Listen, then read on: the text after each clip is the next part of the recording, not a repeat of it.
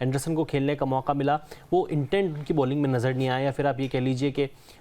उस तरीके की लय में जेम्स एंडरसन नज़र नहीं आए। लेकिन मैं चाहूँगा कि आखिरी मैच में उनको आराम दें और आप गेस एटिंगसन एक युवा पेसर को लेकर मैदान पर उतरें। ओली रॉबिन्सन आपके पास है जिन्होंने पिछले मैच में अच्छी बैटिंग की थी, लेकिन इंग्लैंड को चाहिए कि वो अच्छी बॉलिंग करके दें। मार्क वुड ऑलरेडी उनके पास है और बेन स्टोक्स, क्योंकि रांची हारने के बाद मैककुलम ने खुद अपने बयान में कहा है कि हम शायद धर्मशाला में परिस्थितियां इस तरह की होने वाली है, कंडीशन हमारे फेवर में होने वाली है और वहां पर बेन स्टोक्स बॉलिंग करते हुए नजर आएंगे। यानी कि बेन स्टोक्स भी अगर बॉलिंग करते हुए नजर आएंगे तो फिर इंग्लैंड के पास ऑप्शंस काफी सारे हो जाएंगे। अगर इंग्लैंड के पास ऑप्शंस होंगे गेंदबाजी के तो फिर कहीं ना कहीं, और एक वो होता है ना फियर ऑफ न्यू का, अगर एटिंगसन खेलते हैं वहां पर तो इंडिया के बैट्समैन को भी वो हो सकता है ना, जैसे Ollie Robinson out of syllabus आ गए थे तो हो सकता है कि फिर वहां पर एटिंगसन भी आउट ऑफ सिलेबस आ जाए और हमें परेशानी हो उस पेसर को खेलने के लिए। फिलहाल बेन स्टोक्स के अगर बल्लेबाजी के आंकड़ों पर अगर आप नजर डालेंगे तो बल्लेबाजी में इस खिलाड़ी ने कुछ खास अभी तक किया नहीं है। एक अर्धशतक है, 4 मैच में 197 रन बनाए हैं और इसी वजह से हम कह रहे हैं कि बेन स्टोक्स अगर बल्लेबाजी से उतना ज्यादा योगदान नहीं दे पा रहे हैं तो गेंदबाजी ही कर लीजिए,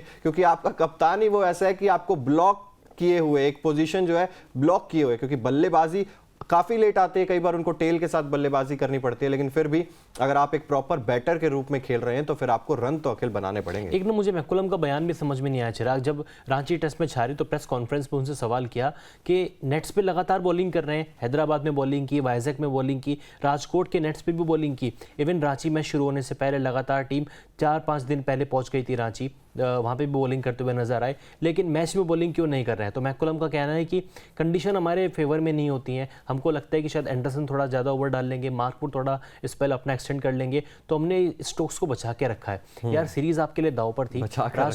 राजकोट हारने के बाद आपके लिए रांची का जो मैच था वहीं पे आप कमबैक कर सकते थे, वहीं पे स्टोक्स ने बॉलिंग नहीं डाली, और अगर कुछ दुविधा भी लगती है कि यार बॉलिंग के लिए फिट नहीं है तो आप नेट्स पे क्यों बॉलिंग कर रहे हैं? और फिर मैकुलम कहते हैं कि परिस्थितियां हमारी जो होने वाली हैं वो धर्मशाला में अनुकूल होंगी। तो मैं अभी तक ये बयान समझ नहीं पा रहा हूँ कि एज अ कैप्टन वो खुद को लीडिंग फ्रॉम द फ्रंट वाली बात क्यों नहीं कर रहे हैं, खुद बॉलिंग क्यों नहीं कर रहे हैं। और आपने कहा ना बचा कर रख रहे हैं उनको, तो उससे एक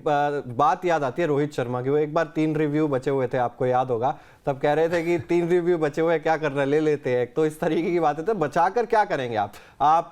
सीरीज अब खत्म हो चुके, एक टेस्ट मैच बचा हुआ है, आप कितना बचा कर रखेंगे और बचाने की परिभाषा क्या है? ये भी T20 वर्ल्ड कप के लिए स्टोक्स को बचा के रख रहे हैं। तो ये भी चीजें हैं। और जिस तरीके से अगर आपने देखा होगा कि बेन स्टोक्स जब भी अगर गेंदबाजी करने के लिए उतरते हैं तो टीम इंडिया को परेशानी होगी ना, क्योंकि एक और पेसर वो एक ब्रेक थ्रू निकालने के लिए कुछ नया हो जाता है एक एंड से अगर आप लगा के रखते हैं। और बाय द वे ये चीज भी देखिए, आप कह रहे हैं ना बचा के रखा हुआ है, वो कह रहे हैं, तो यहाँ पर यशस्वी जायसवाल ने भी एक ओवर डाल दिया यार। 1-2 ओवर का, कम से कम 2-3 ओवर का स्पेल तो आप दे ही सकते हैं ना बेन स्टोक्स खुद को। तो यहाँ पर ये चीज शायद बेन स्टोक्स को समझनी होगी।